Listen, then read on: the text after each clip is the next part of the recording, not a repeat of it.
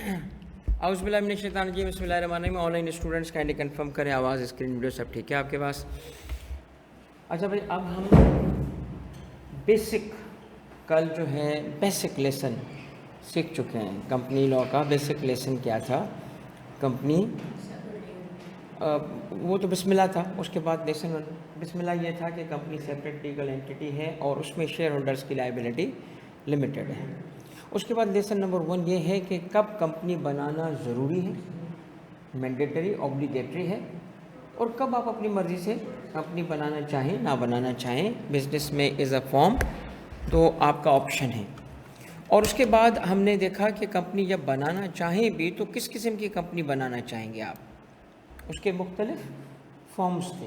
यही था ना, 1 पर्सन अगर होगा तो वो प्राइवेट कंपनी ही बनाएगा और उसका नाम होगा सिंगल मेंबर कंपनी। 2 या उससे ज़्यादा मगर 50 से 50 तक 50 तक था ना। ये कहाँ से पता चला 50 तक था? ये हमने आखिर में पढ़ा था। बाद में अगर 2 और उससे ज़्यादा हो मगर 50 तक मेंबर्स हो, शेयर होल्डर हो, तो ये जो कंपनी बना सकते हैं प्राइवेट होगी। पब्लिक भी हो सकती है, पब्लिक भी हो सकती है। यानी इसका मतलब है कि 3 और 50 के दरमियान अगर मेंबर होंगे तो वो कंपनी पब्लिक भी हो सकती है। तो अब इसका मतलब कुछ यूँ सिचुएशन बनेगी कि अगर मेंबर्स हों कितने, अब हम पॉसिबिलिटीज़ देख रहे हैं, और ये पॉसिबिलिटीज़ दी गई हैं किसे? लोगों को जो कंपनी के फॉर्म में बिज़नेस करना चाहते हैं, उनकी मर्ज़ी। और ये मर्ज़ी किस बेसिस पे चलाएंगे? वो मर्ज़ी चलाएंगे अपने बिज़नेस की नीड्स की बेसिस पे, अपनी रिक्वायरमेंट्स पे। हर किसी की अलग रिक्वायरमेंट्स होती हैं, ठीक है। बताते जाइएगा। पर्सन्स में पर्सन है 1, सिंगल मेंबर कंपनी। पर्सन है 2, सिर्फ 2, मोर नहीं लिखा, तो सिर्फ बनेगी प्राइवेट कंपनी। मगर 2 से ज़्यादा यानी 3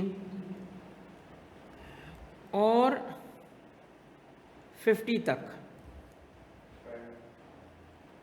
अब दोनों बन सकती है। दोनों का मतलब क्या है कि यहाँ चाहो तो प्राइवेट कंपनी बनाओ, मगर आपकी मर्ज़ी है, चाहो तो पब्लिक बनाओ। अब ये थोड़ा फ़र्क भी आज और ज़्यादा क्लियर हो जाएगा कि पब्लिक और प्राइवेट में क्या क्या, वो मैंने आपको एक चार्ट दिखाया था, उस पर हम आएंगे आज। मगर अब देखिएगा, 3 कौन सी बनेगी? दोनों बन सकती है, क्योंकि ऊपर हमने लिखा है ना 2 से ज़्यादा 50। इस वजह से ये केस तो कवर हो गया 3 वाला। 3 और मोर में, 3 और मोर में एक केस तो पहले ही कवर हो चुका है, और वो ये था। इस केस में पब्लिक बन सकती है। तो हमारा अब केस क्या रह गया कि 3 और मोर हों बट 50 से ज़्यादा, बट क्या हो 50 से, अब सिर्फ एक बनेगी पब्लिक। क्लियर हो गया? तो अब बनेगी सिर्फ पब्लिक। अब ये बेसिकली कॉन्सेप्ट क्लियरिटी के लिए मैं बना रहा हूँ, ना कि कोई लॉ बता रहा हूँ। लॉ ऐसे नहीं था, लॉ सिंपल था। लॉ क्या है? 1 की केस में, 2 और मोर की केस में नहीं। लॉ में क्या है मतलब, मैं इसको यूँ आपको आसान कर देता हूँ, चलो आपके लिए इजी कर देता हूँ। यूँ करते हैं हम, सिंगल मेंबर कंपनी कब बनेगी? आप क्लियर हो गया? अब डिफरेंट कर दिया ना, वही एंगल मैंने चेंज कर दिया। प्राइवेट कंपनी कब होगी? 2 या 2 से ज़्यादा मगर 50 से। और पब्लिक कब बनेगी? ये ऐसे लिखा है, लॉ में ऐसे लिखा है, मगर हमने इसको अप्लाई करके ये पॉसिबिलिटीज़ निकाल ली। ये सारी पॉसिबिलिटीज़ मुमकिन है ऑनलाइन, ठीक है बेटा? ओके। अच्छा, अब जो हमने पब्लिक के लिए कम से कम 3 हो। अच्छा, पब्लिक की भी फिर फर्दर किस्में होती हैं, ये भी बता दूं। उसकी कोई लिमिट नहीं है, उसकी कोई फर्दर लिमिट नहीं है। देखिए, पब्लिक के लिए एक बात बता दूं कि पब्लिक भी फिर 2 किस्म की होगी, listed and unlisted. Public listed, listed का मतलब है स्टॉक एक्सचेंज पे उसकी सिक्योरिटीज लिस्टेड हो, शेयर्स लिस्टेड हो। और दूसरा क्या कहलाता है? Public unlisted. प्राइवेट लिस्ट हो ही नहीं सकती, क्योंकि असल आइडिया यही है कि पब्लिक से शेयर्स। एक बात सुने, मैंने एक प्राइवेट कंपनी बनाई और प्राइवेट कंपनी में टोटल स्टार्ट पे टोटल शेयर होल्डर्स थे, टोटल उस वक्त थे 5, मगर मैक्सिमम कितने हो सकते हैं? हाँ, 50 हो सकते हैं ना। तो 5 से क्या शेयर होल्डर बढ़ सकते हैं? बढ़ सकते हैं। शेयर इशू हो सकते हैं, मगर तरीक़ेकार क्या होगा? प्राइवेटली बात करेंगे। आपसे आके मैं कान में डालूंगा, भाई कंपनी है, शेयर्स चाहिए, बात करो। और उसमें भी पहले बाकी शेयर होल्डर से अप्रूवल लूँगा। वो जो 4 थे ना, पहले वो बताएंगे कि भाई शेयर देंगे ना दे, उसको कितने दें। इसीलिए तो उसको प्राइवेट कहते हैं कि बनाने वाले जो ओरिजिनल शेयर होल्डर होंगे उनको ज़्यादा राइट्स हासिल होते हैं, ठीक है। मगर अगर पब्लिक होगा ना, तो पता है क्या करूँगा? पब्लिक होगा तो पब्लिक इशू करने के लिए जनरल पब्लिक को इनवाइट किया जा सकता है, और किसी से पूछना भी नहीं है शेयर होल्डर से। आप भी लेना चाहते हो, आप भी लाइन में आ जाओ, एग्जिस्टिंग शेयर होल्डर आप इधर आ जाओ, सारे जनरल पब्लिक, इसको कहते हैं पब्लिक इशू। नहीं, कोई लिमिट नहीं है। ये जो आप लिमिट की बात कर रहे हो ना, इस देखें, नहीं बताता हूँ बेटा, यही तो आप इस कोर्स में क्लैरिटी लेके जाओगे, यही तो आपको फ़ायदा देगा कि ये चीज़ें बिल्कुल गलत समझी हमने अकाउंटिंग की वजह से। क्योंकि अकाउंटिंग का टीचर जब हमें ये पढ़ाता है ना, तो अकाउंटिंग जहन में रख के पढ़ाता है, ना कि लॉ। वो आपके ऐसे कॉन्सेप्ट बनाता है, देखिए ये क्या है, ये शेयर है, शेयर का मतलब एक पर्ची है, पर्ची का मतलब पीछे एसेट्स हैं। बेसिक अकाउंटिंग ऐसे ही पढ़ाई जानी चाहिए, उससे ही करते हैं। मगर मसला ये है कि यही कंपनी लॉ में जब आप आते हैं तो आपको फिर बेड़ा गर्क करता है। लॉ है, आपने जो बात की है वो दूसरी चीज़ है, वो अथराइज शेयर कैपिटल की है कि जब हम कंपनी बनाते हैं तो अथराइज शेयर कैपिटल फिक्स करते हैं कि मैक्सिमम शेयर कितने इशू करेंगे, ऐसा है ना, उससे ज़्यादा शेयर इशू नहीं कर सकते। मगर अथराइज शेयर कैपिटल को अल्टर करके हम डबल, ट्रिपल, 100 गुना कर सकते हैं। ये प्रोसीजर सीखोगे आप, अल्ट्रेशन का प्रोसेस कहलाता है, और अल्ट्रेशन का प्रोसेस के ज़रिए, और आप जो बार बार वर्ड SECP इस्तेमाल कर रहे हैं, प्लीज़ नोट कि हर चीज़ SECP नहीं करता, रजिस्ट्रार भी कोई चीज़ है। तो आप SECP या कमीशन लिखोगे ना तो लीगली गलत हो जाएगा, बिकॉज कमीशन का मतलब है, SECP का मतलब है वो जो बोर्ड, उनका बोर्ड ऑफ डायरेक्टर की तरह बोर्ड होता है, उसको हम कहते हैं कमिश्नर्स, ठीक है। ये चीज़ सारी कवर करूँगा बेटा, और इसी चैप्टर में कवर होंगी। जी रुक जाए, फ़र्क क्या है पब्लिक लिस्टेड और पब्लिक अनलिस्टेड में? पब्लिक लिस्टेड और अनलिस्टेड में फ़र्क आपको पता है? आप वक्त से पहले सवाल पूछ रहे हो, मगर मैं चाहता हूँ आपका इंटरेस्ट बरकरार है तो जवाब दे रहा हूँ। ये सारी चीज़ें इसी चैप्टर में कवर्ड है, जहाँ टाइप्स ऑफ कंपनी वाला थीम है ना, वहाँ कवर्ड है। मगर मैं जवाब इसलिए दे रहा हूँ ताकि आपको चीज़ें समझ आए, आपका इंटरेस्ट इंक्रीज हो, बहाल रहे कि ये मैंने सवाल पूछा और सर ने कहा बाद में आएगा, मगर बाद में भी कवर करूँगा। देखिए, लिस्टेड का मतलब स्टॉक एक्सचेंज पे लिस्टेड है। देखिए, स्टॉक एक्सचेंज सेकेंडरी मार्केट है, प्राइमरी मार्केट क्या है? कंपनी का डायरेक्ट फर्स्ट इशू करना किसी भी शेयर होल्डर को। कंपनी ने इशू किया IPO, इनिशियल पब्लिक ऑफरिंग, और कहा कि जी हम शेयर इशू करने जा रहे हैं इस दफ़ा, और जो भी इंटरेस्टेड हैं फॉर्म जमा करके पैसे जमा कराएं, डिपॉजिट जमा कराएं। और उसके लिए रिक्वायरमेंट है कि कंपनी एक अलग बैंक अकाउंट खोलेगा जो कंपनी के कंट्रोल में भी नहीं होगा। कंपनी का कंट्रोल का मतलब उसे पैसे खर्च नहीं कर सकेंगे, सारे पैसे उसमें जमा हो जाएंगे। लोगों के पैसे आ गए, उसमें पैसे आ गए। अब उन्होंने कहा जी देखिए हम तो शेयर इशू करना चाह रहे थे, सपोज कर लो कितने 2 मिलियन। ये तो भाई लोग तो बहुत ज़्यादा आ गए, तो बैलेट के ज़रिए किसी और ज़रिए सिलेक्शन करेंगे, ठीक है। अब जिसका नाम निकला उसको शेयर मिल गए, बाकियों को पैसे वापस कर दिए गए। अब जिनके शेयर निकले उनको शेयर देने के प्रोसेस को कहते हैं अलॉटमेंट। अलॉटमेंट हो गई, जैसे अलॉटमेंट हुई तो वो क्या बन चुके हैं? Share holder. ये प्राइमरी मार्केट है, ये प्राइमरी मार्केट है। शेयर्स डायरेक्टली कंपनी ने किसे इशू किए? शेयर होल्डर को। अब ये शेयर होल्डर चाहता है किसी और को बेचना, तो अगर स्टॉक एक्सचेंज पे लिस्टेड होगी तो वो, अब ये सेकेंडरी मार्केट है, वहाँ सेल परचेज हो रही, सेल परचेज, उसके भी बड़े फ़ायदे हैं, स्टॉक एक्सचेंज का भी बेनिफिट है। वरना दुनिया भर के स्टॉक एक्सचेंजेस क्यों होते? कोई तो पर्पज सर्व कर रहे हैं ना, वो भी तो बाद में देखेंगे। मगर इसमें हमने आज जो बेसिक बात की वो तो याद हो गई, लास्ट क्लास वाली। अच्छा जी, आए थोड़ा इसको यहाँ से कनेक्ट करते हैं कि हम कहाँ पे हैं। हम हैं इस थीम पे, मैं इनको थीम बोला करूँगा क्योंकि सारे चैप्टर को मैंने थीम्स को टॉपिक में तोड़ा हुआ है। जब फर्स्ट पेज ही देखोगे तो सारा चैप्टर सामने आ जाएगा। ये थीम कौन सा चल रहा है अब हमारा? Registration of a company. और उसमें पहली चीज़ क्या पढ़ चुके हैं हम? Obligation to register as a. Obligation कब आती है? सही बोलना वरना माइक मारूंगा। हाँ, एसोसिएशन चलो आगे बढ़ गए कि कोई बात नहीं, बिजनेस पर्पस हो, ऑब्जेक्टिव हो, द वर्ड इज ऑब्जेक्टिव हो। चलो कुछ चीज़ें सही बताएं आपने, इसलिए मैंने आपको माइक नहीं मारा, मौलवी बच गया।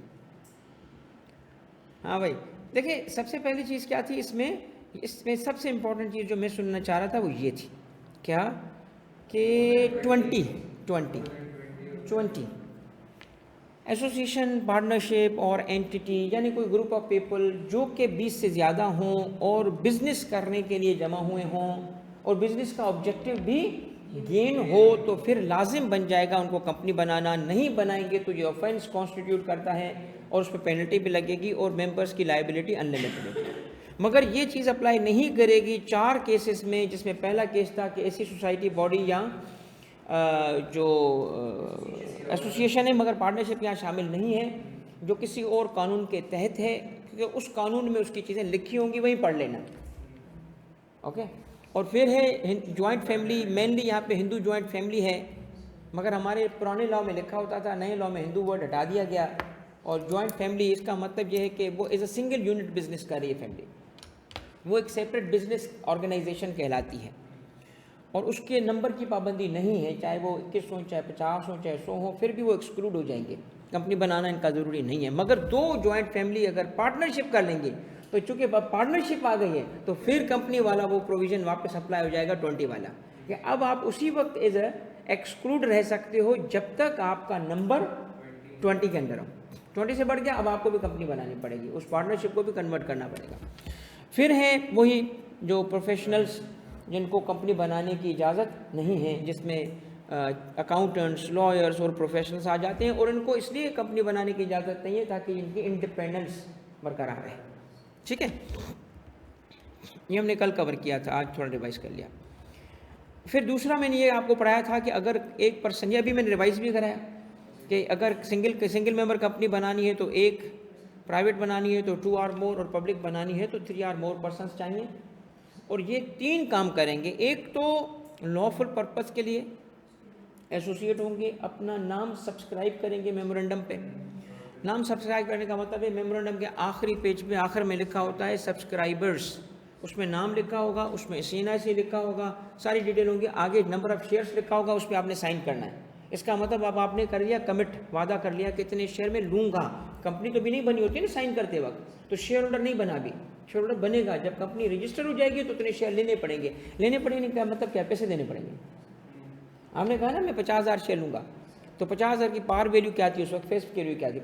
10 रुपये थी, तो आपको कितना देना पड़ेगा?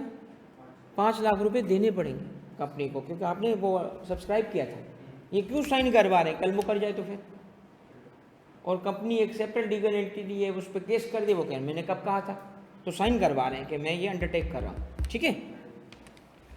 और आखिर में क्या है? प्रोसीजर फॉलो करो।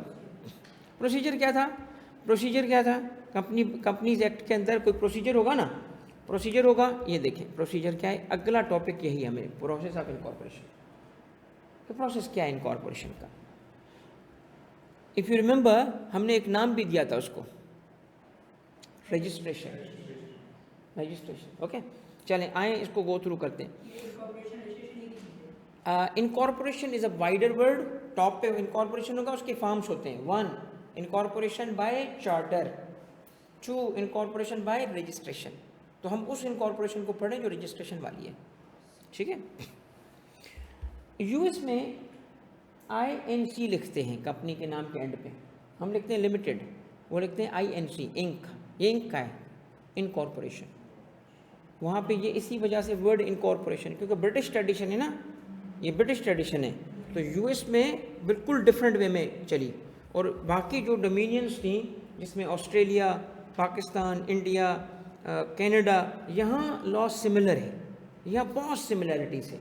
हाँ, अल्फाज थोड़े आगे पीछे हैं, मोर और लेस आज तक उनके लॉज सिमिलर है, ठीक है। और जो आपको अगर 2 लफ्ज़ मेरे पढ़ाते हुए अच्छे लगे ना कि यार सर ने वाकई लॉजिकल बातें की, तो ये रिसर्च इन्हीं मुल्कों से मैंने की है, ठीक है। पाकिस्तान में कोई रिसर्च नहीं थी, पाकिस्तान में एक भी काम की बुक नहीं है जिसको मैं बोलूँ तो आपको कि कल फ्यूचर में इसको रिसर्च, कभी मैं आपको, मैंने कहा था पिक्चर भेजूँगा, जो इंडिया में काम हुआ है ना कंपनी लॉ पे, उसके हमने 5% भी नहीं किया। 5 उनके कंपनीज एक्ट पे जितनी कमेंट्री लिखी गई है ना, कमेंट्री लिखी जाती है, तो अब उसको मैं अगर बताऊं तो इसमें एक चंद्रात्रे और दूसरी रमैया, ये इस वक्त पाकिस्तान में खैर इंपोर्ट नहीं हो रहे ट्रेड बंद होने की वजह से, मगर जब ट्रेड था उस वक्त मैंने इंपोर्ट की थी। और आपको बताऊं कि इन बुक्स के अंदर एक एक सेक्शन पे कोई 40-40 सफ़े लिखे, और क्या लिखा है उन्होंने, अपने कोर्ट्स के जजमेंट्स, वहाँ पे जो इतना मुल्क बड़ा है, कोर्ट के जजमेंट्स, डिस्प्यूट्स आते हैं, उन डिस्प्यूट्स में जो केस लॉ डेवलप होगा वो उन्होंने दिया हुआ है। तो वहाँ से लॉजिक्स पता चलती हैं। ये मैं आपको अपना सोर्स बता रहा हूँ अपनी नॉलेज का कि मैं कहाँ से चीज़ें सिखाऊँ। और दूसरा बड़ा सोर्स जहाँ से मुझे बहुत फ़ायदा हुआ वो ऑस्ट्रेलिया है। ऑस्ट्रेलिया के अंदर ऐसे मतलब रिसोर्सेज मुझे मिले कि जिसके अंदर, जिसको मैं कहता हूँ ना, लॉजिक्स पता चलना, कमर्शियल रीजंस क्या हैं, कमर्शियल रीज़न कि अगर ये लीगल प्रोविज़न है तो उसके पीछे कमर्शियल एग्जीजेंसी क्या थी, वो ऑस्ट्रेलिया से मुझे मिली। मगर चूँकि एक ही चीज़ है, पाकिस्तान में भी मौजूद है, तो वही कमर्शियल रीजंस वहाँ यहाँ पे भी एग्जिस्ट करती हैं। फिर एक आध पाकिस्तान के अंदर थोड़ा सा काम हुआ है, वो इसके अलावा नहीं है। एनीवे, हमने कंपनी लॉ को थोड़ा इंटरेस्टिंग करके पढ़ना है तो जिक्र करूँगा, मगर रहना आपने मेरे नोट्स पे महदूद है, क्योंकि IKF की बुक को 100% कवर कर रहे हैं इन अ बेटर वे, ठीक है। आए बेटा, सेकंड चीज़ क्या है, तीसरी चीज़ क्या है, प्रोसेस ऑफ इनकॉर्पोरेशन। सबसे पहले क्या है, प्रोसेस ऑफ इनकॉर्पोरेशन में कितने स्टेप्स इन्वॉल्व होते हैं, यूजुअली ये स्टेप्स होते हैं। नंबर 1, सबसे पहला ना की चीज़ है कि नाम, क्या, गेटिंग अवेलेबिलिटी किस चीज़ की, सूटेबल नेम फ्रॉम रजिस्ट्रार। अब चूंकि ये प्रोसेस चेंज हुए हैं, अब आपको एक्चुअल प्रोसेस नहीं पता, ठीक है, मगर मुझे पता है। क्यों पता है, क्योंकि मैं आपको अभी दिखाता हूँ। नहीं, चेंजेस का मतलब है प्रोसीजर में चेंजेस। अब ये मेरे पास चूँकि ये सिस्टम इन्होंने इतनी रिस्ट्रिक्शंस लगाई होती हैं तो मेरी वेबसाइट खोलता नहीं है। अगर खुली तो मैं बताता हूँ, वरना मैं आपको वर्बली एक्सप्लेन करूँगा, क्योंकि इसमें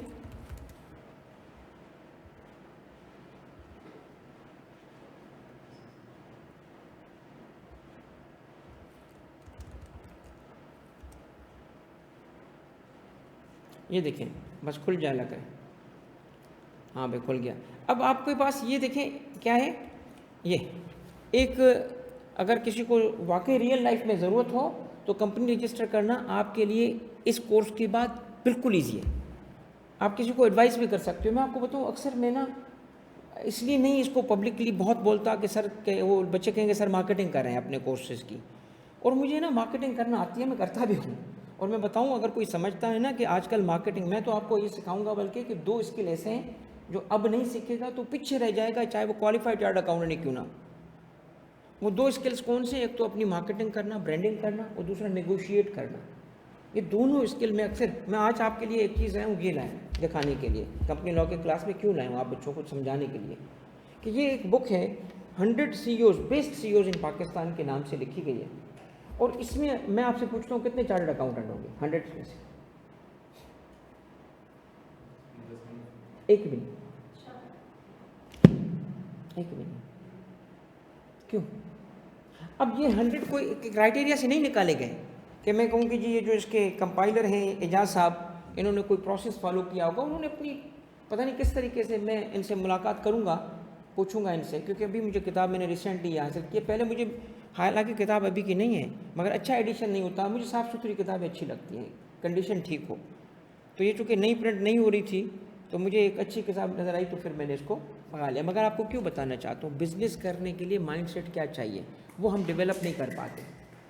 हम आपको जो पढ़ाते हैं वो आपका बिज़नेस न्यूरो माइंड कर देता है, बिज़नेस नहीं कर पाते। बिज़नेस के लिए दूसरा माइंडसेट चाहिए, वो माइंडसेट ना होने की वजह से बिज़नेस का बड़ा एसेट तो हम बनते हैं चार्टर्ड अकाउंटेंट, मगर बिज़नेस कर नहीं पाते। उसके लिए स्किल कौन सी चाहिए, वो दूसरे स्किल से जो हम सीख ही नहीं पाते।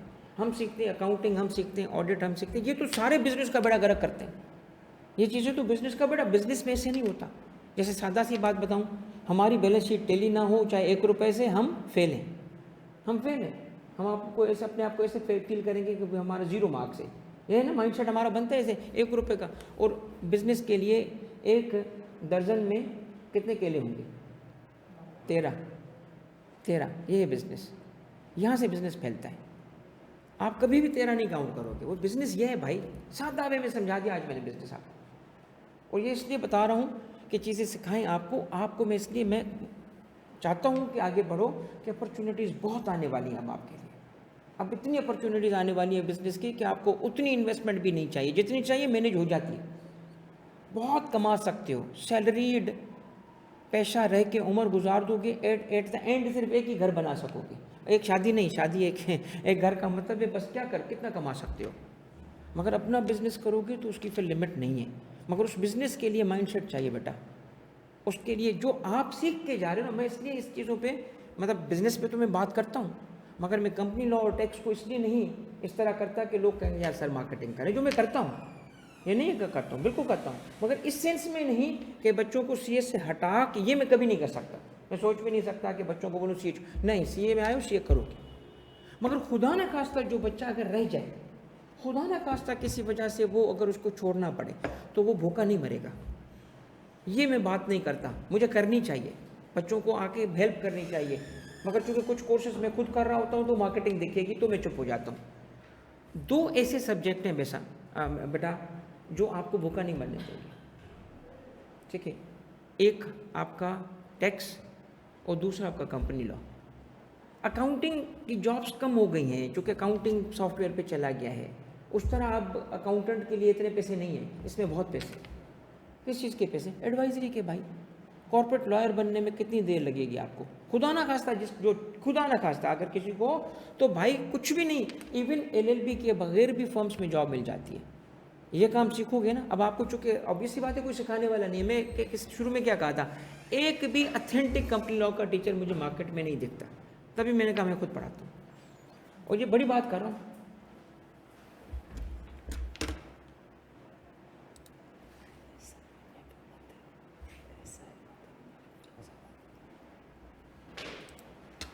ठीक है, इसलिए बेटा नहीं कि मैं कोई आपको कोई बड़ी, मैं देखो अर्ज ये कर रहा हूँ बेटा आपकी खिदमत। तो जो 4 लफ्ज़ सिखाऊंगा ना काम आएंगे। और दोस्तों को सिखाया करो यार, मदद किया करो, हेल्प किया करो, ठीक है। ये जो छुपा लेना ना, नहीं, जिसमें कोई पीछे दिखे ना उसकी हेल्प करो, अल्लाह आपकी हेल्प करेगा, ठीक है। अब देखिए ये आपको किसी को पता है कंपनी कैसे बनती है, मैं सिखा दूंगा आपको। और अगर कल यही काम सीख लो ना, इसके भी पैसे। आपके सराउंडिंग में जो लोग होते हैं ना वो जलील हो रहे होते हैं। और कंपनी बनाने का किसी लॉयर के पास, लॉयर तो बड़े पैसे लेगा, तो आप रीजनेबल बिजनेस अपना ड्यूरिंग पढ़ाई भी कर सकते हो कि कंपनी बनाना मुझे आती है क्या भाई। पहला स्टेप आ गया सामने, उसको अच्छा क्लाइंट को थोड़ी बताओगे, करोगे तो खुद है ना। मौलवी साहब नाम बताओ अपना। MU double A Z। अब देखते हैं मौज नाम की। अब आप ऑप्शन दोगे इसको, क्या भाई एग्जैक्ट नेम होना चाहिए या बिगिनिंग विथ होना चाहिए, या आप चाहते हो उसमें वो इंक्लूड हो, इंक्लूडिंग एग्जैक्ट स्ट्रिंग्स, मतलब इससे हटे ही नहीं। तो मैं कहता हूँ एग्जैक्ट नेम मॉज ही हो, private limited, Moj private limited हो, बिगिनिंग विथ हो। तो आप तीनों सर्चेस करेंगे, आपको पता चल जाएगा कंपनी किसी ने ले ली है कि नहीं ले ली है, इस नाम से कंपनी है कि नहीं है, नाम ले लिया गया है। तो मैं बिगिनिंग विथ से ये देखें भाई कितनी कंपनियां हैं मॉज नाम की, 6 कंपनियां हैं भाई, जिसमें Moj and Burhan travels and tours private limited है, और इस तरीके से दूसरी मॉज एंड मॉज पैकेजेस है। इसका मतलब मॉज नाम पे कब्जा नहीं है, आप कुछ और डाल के कंपनी बना सकते हो, ठीक है। अब नाम में मैं थोड़ी सर्चेज मारता हूँ। अच्छा, एक नाम में लिखना चाहता हूँ जिसमें नाम में आना चाहिए किल। किल का मतलब क्या है? मारना। क्या इस नाम से कोई कंपनी लगती है आपको? होगी? एक भी कंपनी नहीं है, क्योंकि ये नाम अलाउड नहीं है, ये नाम अलाउड नहीं है। इसका मतलब अब नाम पे एक टॉपिक आएगा कि नाम कौन सा मिलेगा कौन सा नहीं मिलेगा, वो आप पढ़ लोगे। यार कंपनियां बनाना तो सीख गए ना तुम लोग यार, तो तुम ये काम क्यों नहीं करते? कंपनी बनाने का काम क्यों नहीं करते, लोगों को एडवाइस क्यों नहीं करते? देखो इसका मतलब ये वो प्रोफेशन है जो प्रोफेशन ड्यूरिंग स्टडीज़ कमाना सिखा सकता है। असल फेलियर आप लोगों का अगर नहीं है, हमारा है कि हम आपको वो करवा नहीं पाते, उस तरफ लेके नहीं। तो मैं कोशिश कर रहा हूँ, ठीक है। अच्छा कुछ और बताएं, क्या सर्च करें? बिस्मिल्लाह। अच्छा मैंने सोचा था कि शायद बिस्मिल्लाह नाम से ना हो क्योंकि रिलीजियस टच है, मगर सरप्राइजिंगली बिस्मिल्लाह के नाम से हैं। ये देखो कितने मैंने सोचा शायद रिलीजियस टच है तो वो अलाउ ना किया उन्होंने कि बिस्मिल्लाह, मगर क्यों अलाउ किया होगा? ये देखो बिस्मिल्लाह फैब्रिक, बिस्मिल्लाह, पता है आपको बिस्मिल्लाह 786 तक भी उसने नाम डाला हुआ है, ठीक है। अच्छा मैंने फिर एक देखा था कि यार शायद मेरा थोड़ा सरनेम टिपिकल है, तुनियो अनकॉमन है, ठीक है, इस वजह से शायद किसी ने उस नाम से भी है। ये देखो ये सच लिखा गया है। अच्छा इंटरेस्टिंग चीज़ बताऊं, मैं खुद हैरान रह गया कि यार ये क्या लोगों ने किया हुआ है। एक तुनियो जो गोठ, ये सिंधी में बोलते हैं तुनियो का गांव। Seriously it's a company registered, Pakistan में बनी हुई है, तुनियो का गांव। यार ये तो मैं इस बंदे को ढूंढता हूँ, मुझे मिला नहीं अभी तक। मेरी अभी मीटिंग है रजिस्ट्रार से जो कराची के हैं, मैं उनसे पूछूंगा कि यार इसके मुझे पेपर तो दो, इस बंदे से तो रब्ता करो कि तू करता क्या, क्या कौन सा बिजनेस करता है तुनियो का गाँव में तू, और वो भी कराची में। रजिस्ट्रार इसने कराची का पिक किया है, सखर का नहीं किया, क्योंकि अच्छा देखिए इसमें ना रजिस्ट्रार अलग अलग जगह पे, मुख्तलिफ जगह पे, तो कराची सखर ये मुख्तलिफ जगह पे, जिस तरह लाहौर इस्लामाबाद बहावलपुर इस तरह होता है, तो उसने कराची पिक किया, इसका मतलब कराची में कोई गाँव है इसका। अच्छा कुछ और बताएं, इंटरेस्टिंग बताएं मुझे। गन नहीं नहीं नहीं, क्यों नहीं होना चाहिए? अच्छा न्यू का मतलब किसी और ने ना लिया हो ना, ना लिया हो, जैसे मोहल्ले में नहीं होता। मुझे अल्लाह मगफरत करे मेरी माँ की, उसने मुझे बताया था कि मेरा पहला नाम जो रखा गया था वो तारिक नहीं था, पहला नाम रखा गया था यहया, यहया यहया बख्तियार। वो उस वक्त एक बहुत बड़ा पॉलिटिशियन होता था, बड़ा मशहूर था, जब मेरी बर्थ हुई थी, यहया बख्तियार, लॉयर था बड़ा, तो उनको बड़ा नाम अच्छा लगा तो उन्होंने यहया बख्तियार नाम रखते। तो यहया बख्तियार हमारे मोहल्ले में एक और बच्चा था, तो उसकी माँ आ गई, मेरे बेटे का आपने नाम क्यों रखा है? मैंने कहा माँ अच्छा किया, मेरा नाम आपने सही रखा, तारिक इज़ गुड, ठीक है। तो इस तरह होता है ना मोहल्ले में, आपने हमारा नाम। अच्छा मेरे बेटे का नाम है मोहम्मद हसन, मेरे कुछ गांव में किसी ने रखा, मेरी बहन उनसे लड़ पड़ी, अरे पागल तू क्यों बोलते, नहीं आपने मेरे भतीजे का नाम क्यों रखा है? तो भाई नाम के कब्जा है। मैंने उसको कॉल की, मैंने कहा भाई ये तो क्या कर रही है? नहीं मेरे भतीजे का नाम है, कोई नहीं रख सकता। तो भाई तो इसका मतलब है कंपनी पे अलबत्ता यह बात अप्लाई करती है, कंपनी में दो रीजंस की वजह से करती है, क्योंकि वो लोग धोखे में आ जाएंगे ना। और इसमें एक और भी है इंटेलेक्चुअल प्रॉपर्टी की, किसी दिन ये भी समझाऊंगा कि इंटेलेक्चुअल प्रॉपर्टी ऑर्गेनाइजेशन कैसे काम करती है। कभी कभी ये भी सोच लेना, कोई अच्छा नाम मिले तो उसको रजिस्टर करा लो अपने नाम से, ज़रूरी नहीं तुम बिजनेस करो। मसलन एक बंदे ने बड़ी चालाकी की, उसने रजिस्ट्रेशन कराई where you come first, where you come first, first you आता है तो यू कम फर्स्ट। कितना ज़बरदस्त टैग लाइन उसने, और यूबीएल के पास चला गया कि जी मेरे पास ये प्रॉपर्टी है, बेचना चाहता हूँ तुम्हें।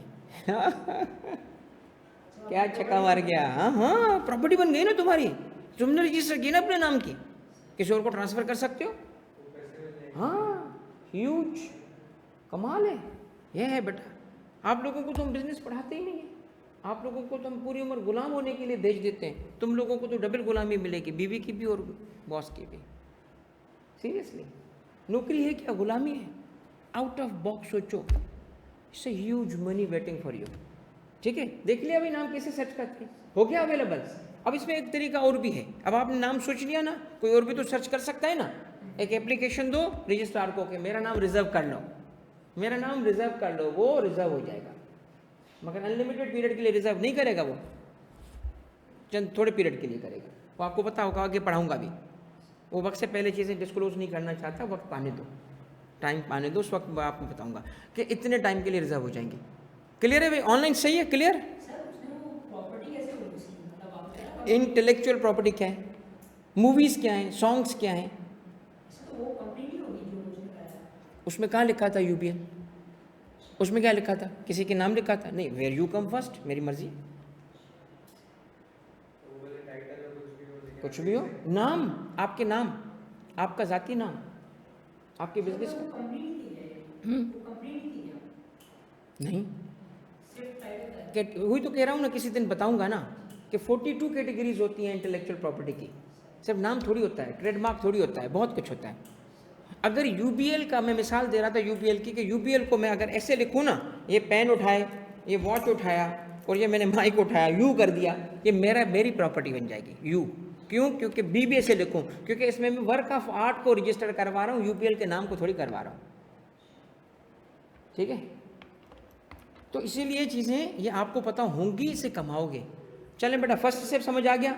ये यूआरएल कोई रखना चाहे तो मैंने कैसे सर्च किया था, गूगल पे ही गया था और रखा था नेम सर्च SCCP, उसने लिंक दे दिया था ऑनलाइन। ठीक है बेटा, पैसे कितने होते हैं रजिस्ट्रेशन? बेटा पहली बात ये बता दूं कि देखो इनिशियली बहुत कम होते हैं, मगर जैसे जैसे क्लाइंटेल बढ़ता है ना, मैं तो हमेशा कहता हूँ, बच्चों को सिखाता हूँ, अभी यकीन कर लो, मैं जो टैक्स एडवाइजरी का, ये मार्केटिंग नहीं कर रहा, मैं जो कोर्स पढ़ाता हूँ एक टैक्स एडवाइजरी का ना, आखिरी क्लास मेरी 9:30 बजे तक चलती है, वो वही होती है। और अल्हम्दुलिल्लाह मैं अभी चौथा बैच पढ़ा रहा हूँ उसका। आपको मैं बताऊँ सक्सेस स्टोरीज़, मुझे अभी पंजाब में एक बच्चा है, उसको मैंने कहा था मैं तुमसे वीडियो बनवाऊँगा, उसने कहा सर आपके पास में आया तो मुझे 1 टका काम नहीं आता था, कहता है अब अल्हम्दुलिल्लाह, कहता है मैं एक एक केस के, उसने मुझे भी कहा कि मेरी, उसने अब क्या शुक्र अल्लाह का कि हमारे बच्चे सेट हो रहे हैं, उसने कहा मेरी एक दिहाड़ी बोल रहा था उसको, दिहाड़ी लगती है ना एक केस की, 8-8 लाख रुपये लेता हूँ। 8 लाख रुपये, शुरू में कुछ भी नहीं आता था, अब वो पूरे एरिया का टैक्स का किंग बन चुका है। एक केस उसने मुझे भेजा, कहता है ये आपने फलां क्लास में पढ़ाया था ना, मैंने वही आर्ग्यूमेंट दिए, कहता है देखिए सर इतने पैसे लिए मैंने। तो बहुत सारे, देखिए बात ये वो नॉलेज है बेटा, ये मैं नहीं बोल रहा मेरे पास आओ, मैं मार्केटिंग नहीं कर रहा, मैं तुम्हें बता रहा हूँ कि आपके पास इंशाल्लाह अल्लाह करेगा आप क्वालिफाई हो जाओगे, खुदा ना खास, बल्कि मैं कहता हूँ क्वालिफाई तो होना ही है ना, उसके साथ साथ काम भी तो करो ना। किसने मना किया है? शाम के टाइम घर पे जाएं, वीकेंड पे अपना काम करें ना, एक काम क्यों नहीं सीखते आप? कुछ सिखाने वाला नहीं है, मगर मैं सिखा रहा हूँ अब आपको, सीख लो, थोड़ा खुद भी तो एक्सप्लोर करोगे ना। तो पहला स्टेप सीख लिया बेटा, आगे बढ़ें, नेक्स्ट पे आ जाओ, नेक्स्ट पे आ जाओ बेटा। अच्छा नाम सर्च करें बेटा, बताओ बेटा। Spelling VYTROZ।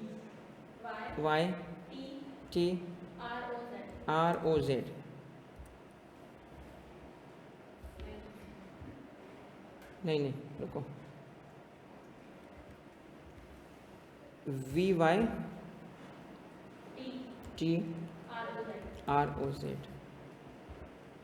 नहीं है, अवेलेबल है, रजिस्टर कर ले, ये अवेलेबल है, नो कंपनी अकॉर्डिंग टू, जिसका मतलब अवेलेबल है, जल्दी से इसको एप्लीकेशन दो। ये देखो CRO कराची जो है ना, उसका एड्रेस मौजूद है, सादा पेपर पे भी लिखोगी ना कि जी मेरा ये नाम है, ये NIC है, ये कंपनी मैं रजिस्टर करना चाहती हूँ, मेरे लिए रिजर्व कर दें, रिजर्व हो जाए, ठीक है। और तब तक मैं कंपनी प्रोसेस सिखा दूंगा, ठीक है। और यकीन कर लें आजकल तो रजिस्ट्रेशन का प्रोसेस किसी के पास जाने की ज़रूरत ही नहीं, आपको खुद कर लो। आगे आए, चलो नेक्स्ट है बेटा, सेकंड स्टेप क्या है? प्रिपेयरिंग।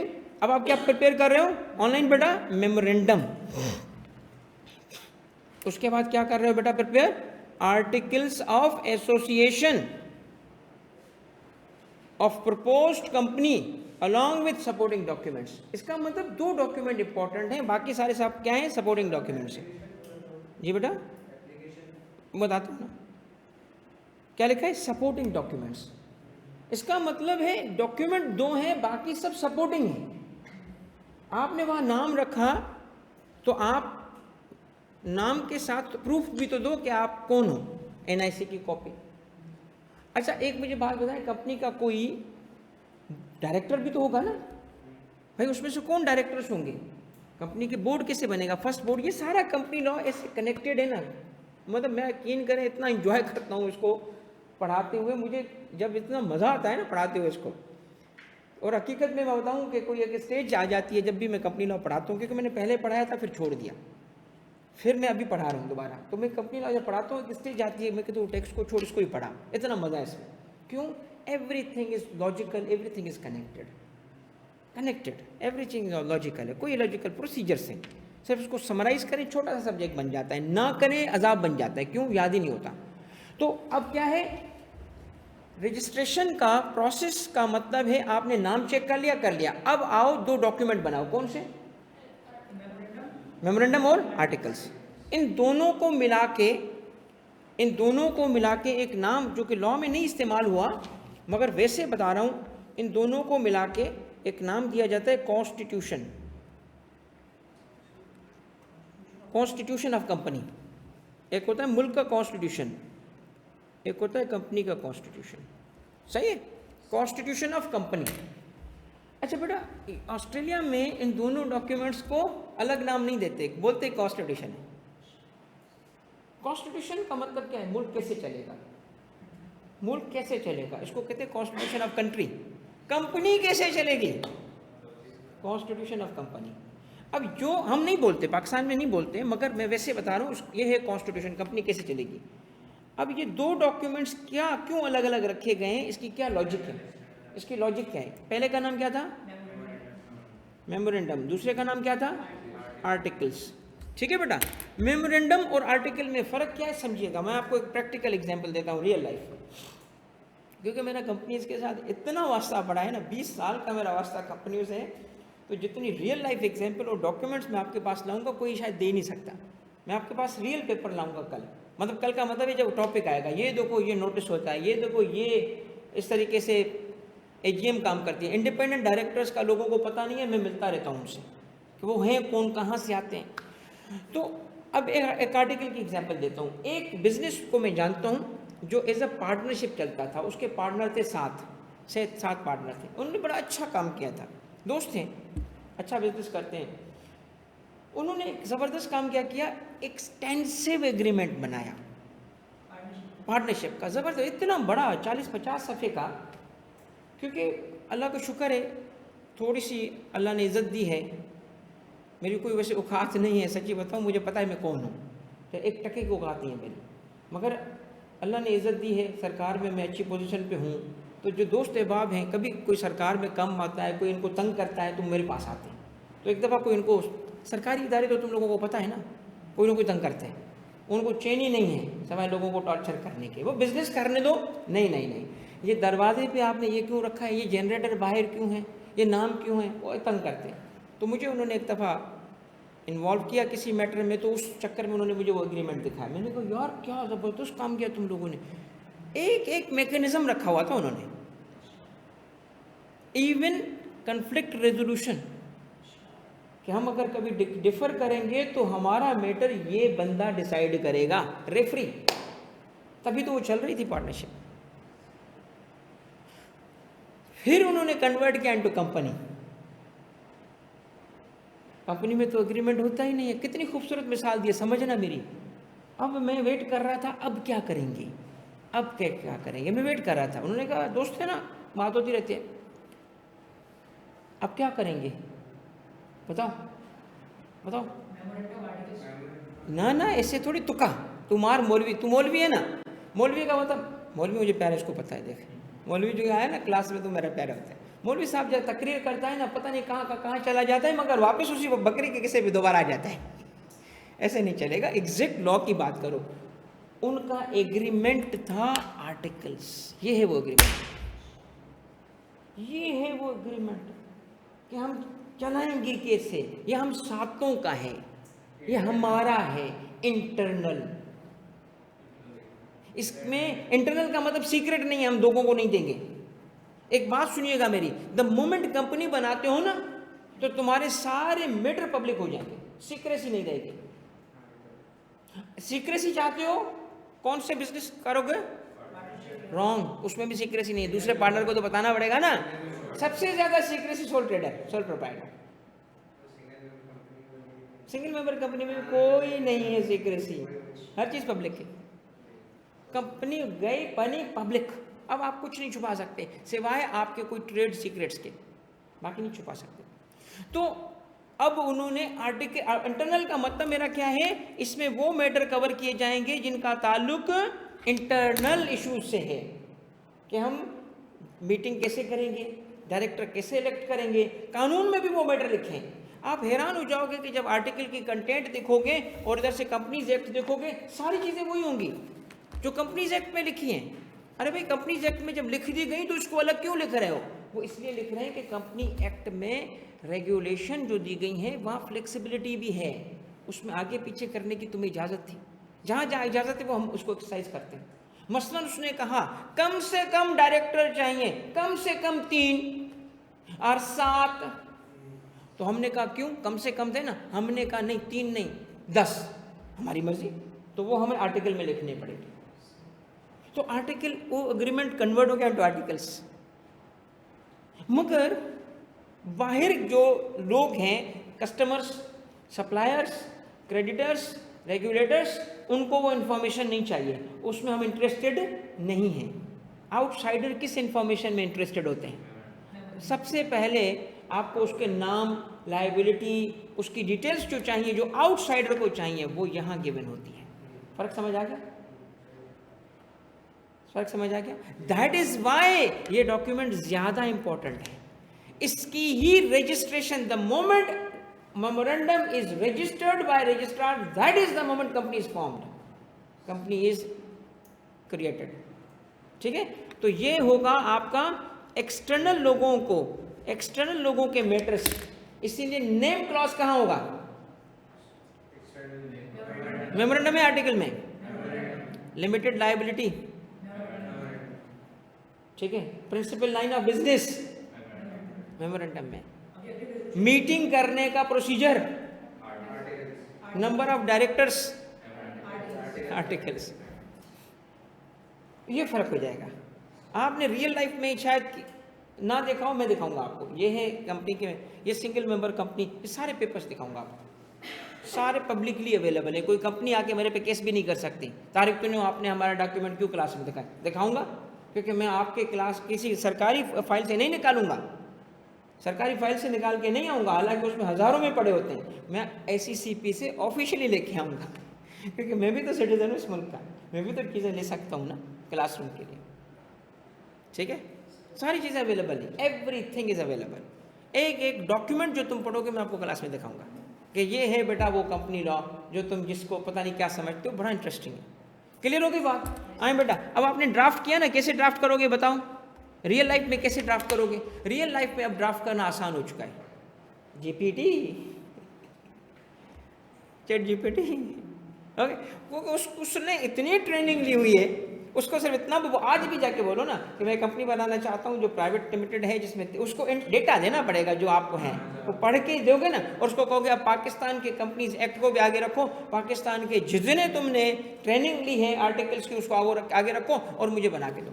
अच्छा, मज़े की बात बताऊँ, एक कंपनी बनाने के लिए इसको ड्राफ्ट करने की, प्राइवेट कंपनी की बात हो रही, पब्लिक की नहीं, प्राइवेट कंपनी की बात हो रही है। आपको पता है ये ना सिर्फ, गौर से सुनना, एक प्राइवेट कंपनी जो स्पेसिफिकेशन आगे आने वाली है, कंपनी बनाने के लिए आर्टिकल को बनाना तो क्या, जमा करना भी जरूरी नहीं है। कंपनी बनाने के लिए सिर्फ एक पेपर बनाओ, कंपनी बन गई। और वो कौन सा है? ये। क्यों क्यों क्यों क्यों? क्योंकि ऑलरेडी बना बनाया कंपनीज एक्ट के एनेक्चर में मौजूद है।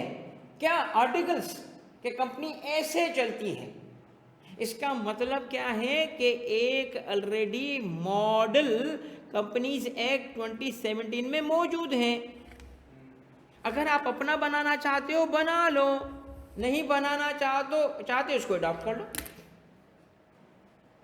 क्योंकि इतनी सबसे ज़्यादा कॉमन फॉर्म की कंपनी है ना, सबसे ज़्यादा जो कॉमन फॉर्म है वो क्या है? Private company. मैं आपको एग्जैक्ट स्टैटिस्टिक्स बताऊं, हैरान हो जाओगे। पाकिस्तान के अंदर सबसे ज़्यादा 80% से ज़्यादा प्राइवेट कंपनी है। तो उसके सारे के सारे अगर उठा के जो रेगुलेटर है वो देखे कि कंपनी चलती कैसे हो, तो एक ही तरीका है सबका तकरीबन। ओके, तो मॉडल वो आएगा। इसका मतलब अगर मैं चाहूँ ना एप्लीकेशन दूँ, उसके साथ मेमोरेंडम लगाऊँ और प्राइवेट कंपनी है, बन जाएगी कंपनी पे। मैं उसमें लिखूँगा, क्या लिखूँगा? सिर्फ एक जुमला लिख दूँगा, क्या? कि मैं कंपनीज एक्ट में मौजूद आर्टिकल्स को अडॉप्ट कर, खत्म। हाँ, ये भी लिख सकता हूँ, अडॉप्ट करता हूँ सिवाय रेगुलेशन नंबर 15 को जो मेरी ये होगी, ऐसे भी हो सकता है। आपकी बात से ईजी है। क्लियर बेटा? पॉइंट क्लियर है? तो आपने क्या किया? डॉक्यूमेंट बनाए। सेकंड स्टेप क्या था आपका? पहला स्टेप क्या है? Availability of name. दूसरा है ड्राफ्टिंग, प्रिपेयरिंग, किसे? मेमोरेंडम और आर्टिकल्स को, और उसके अलावा बाकी स्टेप्स। उसके बाद क्या है, फाइलिंग ऑफ अबाउट डॉक्यूमेंट्स। अब आ गए तीसरी चीज जो आप पूछ रहे थे भाई, एप्लीकेशन। ये देखो एप्लीकेशन ये मौजूद है कि तीसरे स्टेप पे आप इसकी एप्लीकेशन फॉर्म जमा करोगे for incorporation of company to the registrar. To the registrar लिखा है, एससीसीपी नहीं है, कमीशन नहीं है। ठीक है, क्लियर? 3 स्टेप हो गए। आखिरी उसके बाद issuing of certificate of incorporation, ये था सर्टिफिकेट ऑफ इनकॉर्पोरेशन जो कल मैं जिक्र कर रहा था, of the company by registrar upon being satisfied that all requirements have been complied with. वो अब आप देखिए वही बातें थी जो मैंने आपको पहले से बताया। अब इनकॉर्पोरेशन सर्टिफिकेट इशू होगा, मगर इससे पहले वो एक इंटरनल ऑफिस में काम कर चुका होगा। इंटरनल ऑफिस में काम जो नहीं लिखा हमें बताया गया, रजिस्टर भी तो करेगा ना। किसको किसको किसको किसको? नो, किसको? डॉक्यूमेंट्स को। नाम को अलग से नहीं करेगा। द मोमेंट उसने आर्टिकल्स को, द मोमेंट उसने मेमोरेंडम को, अगर आर्टिकल नहीं दिए तो मेमोरेंडम को रजिस्टर करेगा ना वो। ये रजिस्टर करना क्या है सर जी?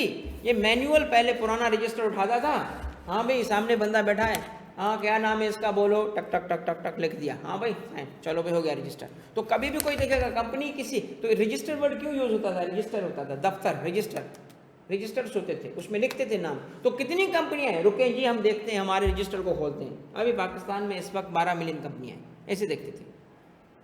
अच्छा, किसी कंपनी को रजिस्टर से स्ट्राइक कर देना, स्ट्राइक, वो क्या करते थे, पुराने दौर की बातें हैं, आए जी हाँ ये कंपनी खत्म हो गई, अच्छा जी लाइन मारो, हो गया स्ट्राइक।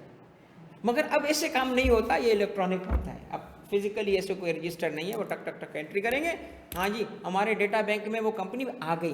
तो उसको रजिस्टर करने का प्रोसेस आपको नहीं बताया गया कि वो पहले रजिस्टर करेगा मेमोरेंडम को, और that is the exact point जिस पे हम कहते कंपनी बनी। फिर अब लोगों को जो आए थे उनको प्रूफ भी तो दूं कि कंपनी बनी है, आपकी ड्यू प्रोसेस से कंपनी बन चुकी है, तो एक सर्टिफिकेट देगा वो।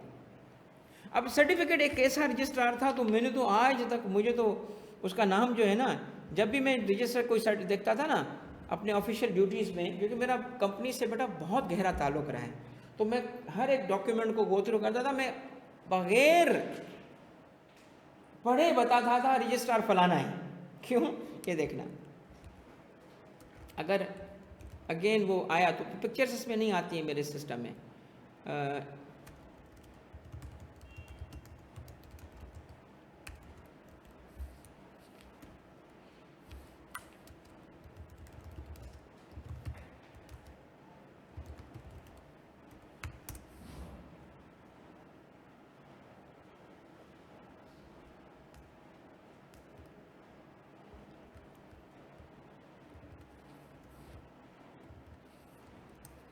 ये मैं फिर आपको अलग से किसी का, हाँ ये आ गया, ये है वो सर्टिफिकेट, ये इमेज देख रहे हैं आप, ऐसे ये है इनकॉर्पोरेशन सर्टिफिकेट, ऐसे इशू होता है, सिंगल पेज। इसके इशू होने से पहले वो मेमोरेंडम को रजिस्टर करते हैं, हाँ उसके बाद कंपनी फॉर्म है। यस,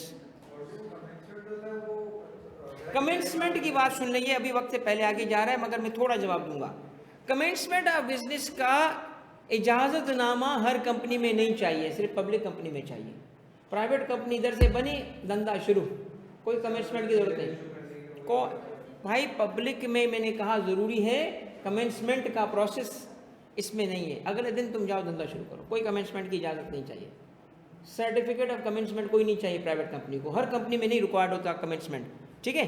अच्छा, अब ये रजिस्ट्रार का जो सर्टिफिकेट है, ये मैं आपके साथ अगली क्लास में एक रियल भी कोई शेयर कर दूंगा, ठीक है, क्योंकि इसमें क्लियर पिक्चर नहीं आ रही। ऑब्वियसली खोलूंगा, खुलेगा ही नहीं, मुझे पता है ये रिस्ट्रिक्शन लगाई उन लोगों ने, ये देखना नहीं खुलेगा, ये देखा, चलो सेट है भाई,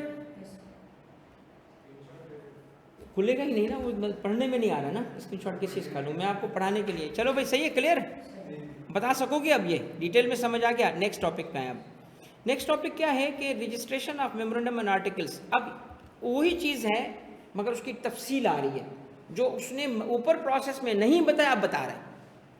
ऊपर जो प्रोसेस उसने बताया उसमें क्या कहा था, number 1 name verification, number name availability, number 2 drafting आपने की, प्रिपेयर किया किसे, मेमोरेंडम आर्टिकल को, 3 आपने एप्लीकेशन, 4 वो इनकॉर्पोरेशन था। तो बीच में क्या था, ये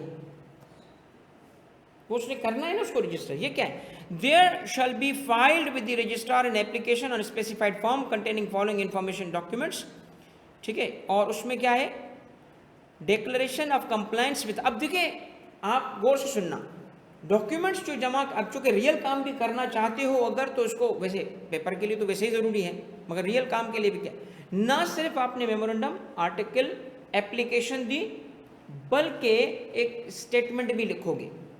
स्टेटमेंट देखिए कितना खूबसूरत तरीका है उनका, क्या तरीका बनाया, कहते हैं आप डिक्लेरेशन दोगे खुद, कौन जो अप्लाई करने आ रहा है, किस चीज़ की, कंप्लायंस की। ये डिक्लेरेशन क्या होती है पता है, I hereby declare that all the requirements of Companies Act relating to incorporation have been fulfilled by me. Registrar पता है क्या चाहता है, चाहता है कि कल गलती निकले तो मेरे पे ना आए, तुम पे आए। ओ भाई तुम चेक करो ना, खूबसूरत तरीका काहे का है, ये कोई खूबसूरत तरीका नहीं है, मैं ही बोलूं जिम्मा मेरा है, तो आप किस लिए, तो वो अपने पे नहीं ले रहे ना भाई, ये ड्राफ्टिंग लॉ की वही तो करवाते हैं, जैसे टैक्स लॉ की ड्राफ्टिंग FBI कराता है, तो उसकी ड्राफ्टिंग तो वही तो करते हैं SEC वाले, तो उन्हें खुद पे आने ही नहीं दी भाई। गड़बड़ हुई ना, बोली तुझे पकड़ेगा, तूने गलत क्यों दिया, वो सर आप भी तो बैठे थे, तो इसमें कोई गड़बड़ वैसे होती नहीं है, यहाँ कोई टेंशन नहीं है, एक इस लॉ में कुछ भी नहीं होता, कोई प्रॉब्लम नहीं है, ये इजी लॉ है, ठीक है। तो स्टेटमेंट क्या देंगे, हमने ये जो जमा कर रहे हैं ना आपके पास, सारी रिक्वायरमेंट्स मीट करके जमा कर रहे हैं आप, और ऑब्वियसली की भी होती है। इसको क्या बोलते हैं, डिक्लेरेशन ऑफ कंप्लायंस, किस चीज से रिलेटेड, कोई ISO नहीं होता, यहाँ कंपनीज एक्ट चलता है, कंपनीज एक्ट का डॉक्यूमेंट है, एक फॉर्म लो, लिख दो डिक्लेरेशन, खत्म हो गई, कि मैं डिक्लेयर कर रहा हूँ, मैं बोल रहा हूँ मैंने सारी रिक्वायरमेंट रजिस्ट्रेशन की पूरी की है, तो की होगी तो आ रहा है ना। फिर memorandum and article propose company के signed by subscriber duly witnessed, अब ये आगे चल के आप पढ़ोगे ड्यूली विटनेस क्या है, ऊपर मैं साइन कर रहा हूँ, तारीख चुनियो और साइन किया, ये मेरा साइन पे बड़ा अजीब होता होता, यूं करके टाइम लगता था, ऑफिस में जब बैठे तो इतने तो डॉक्यूमेंट्स होते हैं साइन करने के, तो टाइम लगता, मैंने क्या किया, अच्छा मैंने कहा साइन चेंज कर देता हूँ, मैंने साइन पता है कैसा होता है मेरा, ये तो कोई देखता है तो वो कहता है सर ये ECG रिपोर्ट बना रहे क्या, तो जल्दी होता है ना, हाथ जल्दी मूव करता है, टिक टिक टिक टिक टिक टिक टिक टिक, तो मैंने साइन किया। अच्छा मैंने साइन किया या किसी और ने किया, ये मौलवी तो नहीं आया था, मुआज तो नहीं आया था, मेरा साइन इसने देखा हुआ था, सर ने क्लास में बताया था मेरा साइन ऐसे, तो मुआज आया मेरे नाम का साइन कर रहा है, नकली फ्रॉड कर रहा है, तो इसीलिए विटनेस भी होगा, वो विटनेस कहेगा नहीं तारिक तुनियो ही था और मैं विटनेस हूं कि ये तारिक तुनियो का साइन है, वो भी इसको साइन करेगा कि मैं विटनेस कर रहा हूं ये तारिक तुनियो था जिसने साइन किया। नहीं फंसेगा क्यों, फंसने की यहाँ पे बात ही नहीं है, यहाँ पे आज तक कोई नहीं फंसा,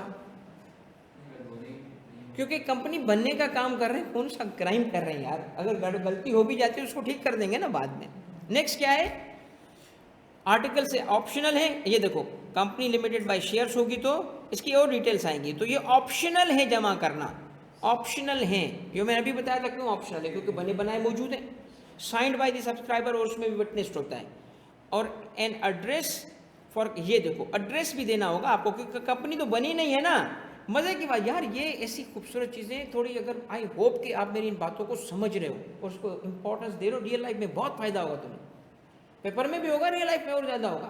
क्या कि कहता है कि जब आप कंपनी रजिस्टर करने आ रहे हैं तो कंपनी तो है ही नहीं, तो उसने तो रेंट पे कोई प्रॉपर्टी ली नहीं होगी, क्योंकि कंपनी तो है ही नहीं, तो रेंट पे क्या होगा, कुछ भी नहीं, ना उसने कोई बिल्डिंग परचेज की होगी तो उसका तो एड्रेस ही नहीं होगा, तो आप तो चले जाओगे, हम किसको बताएं कि आपकी कंपनी बन चुकी है, किससे बात करें, तो आप एक टेम्पररी एड्रेस दे दो, आप अभी टेम्पररी एड्रेस दे दो, कंपनी बनने के बाद तुम मुझे दोगे क्या, रजिस्टर्ड ऑफिस, कौन सा जो आपने उसमें लिखा था, कहाँ ले, देखिए ना रजिस्टर्ड ऑफिस, यार रजिस्टर्ड ऑफिस क्लॉज होता है ना, कहाँ होता है, आपको क्या लगता है रजिस्टर्ड ऑफिस क्लॉज कहाँ होगा, आर्टिकल में या मेमोरेंडम में, मेमोरेंडम में होगा, और उसमें पता है क्या लिखा होता है, सिर्फ सूबा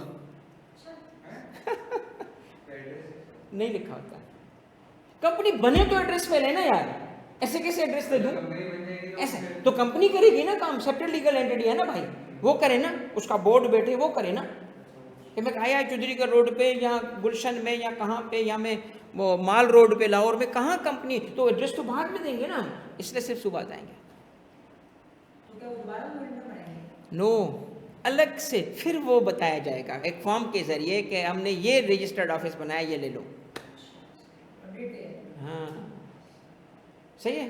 और कंपनी हर साल एक फॉर्म जमा करती है सीसीपी को, हर साल, उसको कहते हैं फॉर्म ए, और उसको कहा जाता है कंपनी का रिटर्न। कंपनी लॉ में भी रिटर्न है, कंपनी लॉ में भी रिटर्न है, फॉर्म ए रिटर्न कहलाता है। और उसमें जो चेंजेस साल में हुई होती वो इन्फॉर्म करनी पड़ती है। यार इजी काम है, इजी काम है, सीख लो, रियल लाइफ के लिए सीख लो भाई, कुछ भी नहीं है। और जितनी कॉर्पोरेट एंटिटीज़ होंगी ना, जितनी कंपनियां बनेंगी, लोग बहुत होते हैं जो कंपनी बनाना चाहते हैं मगर वो डर जाते हैं, यार पता नहीं लंबा प्रोसेस है क्या है। ठीक है, सिक्योरिटी गार्ड की का बिजनेस जो करना चाहता है लाजिम है कंपनी बना के करे। ऐसे बहुत सारे बिजनेसेस हैं जो लाजमी है कंपनी बना के करोगे, गवर्नमेंट से फैसिलिटीज़ लेनी है, कंपनी बनानी पड़ेगी। इस तरह करके तो लोग हैं। एनीवे, एड्रेस करस्पॉन्डेंस का टिल इट्स क्या, रजिस्टर्ड ऑफिस क्या क्या registered office established and notified. जब तक आपका रजिस्टर्ड ऑफिस आप बना लो और बना के नोटिफाई करो हमें, तब तक क्या दोगे, एड्रेस दोगे। क्लियर होगी बात। अब देखिए आगे नेक्स्ट क्या है, वेयर, अब ये प्रोसेस चल रहा है अभी, ये हमने जमा किया। Where registrar is of the opinion that any document or information contains any matter contrary to law. आपने नाम गलत लिख दिया था, नाम में कोई गड़बड़ कर दिया आपने, या आपने प्रिंसिपल लाइन ऑफ बिजनेस में कोई गैर कानूनी बिजनेस बता दिया, या लॉ की एक रिक्वायरमेंट थी कि सब्सक्राइबर का साइन होना चाहिए, आपने साइन नहीं किया था, या नीचे विटनेस का काम, आप विटनेस था ही नहीं आपका कोई, तो इस चीज़ को कहते हैं आपकी होगी कंट्रावेंशन, कॉन्ट्ररी, यानी रिक्वायरमेंट मीट नहीं हुई। जहाँ सिंपल अल्फाज में जहाँ रिक्वायरमेंट मीट नहीं होगी, या does not otherwise comply with the requirements, is not complete, या कंप्लीट नहीं है ओइंग टू डिफेक्ट, एरर और omission, is not properly authenticated, properly authenticated.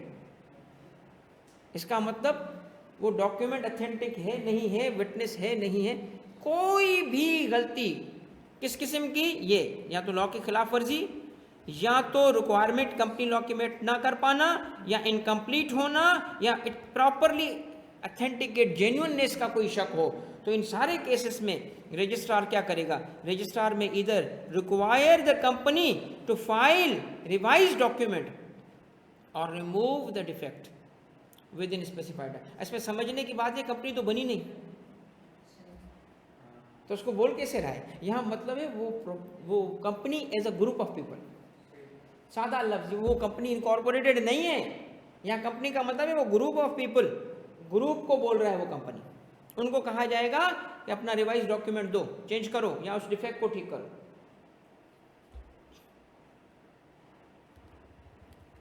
Where the applicant fails to remove the deficiency conveyed within the specified time, कितना होता है ये, 15 दिन, वो डिफेक्ट पे डिपेंड करता है, 20 दिन, 2 महीने, कुछ भी हो सकता है।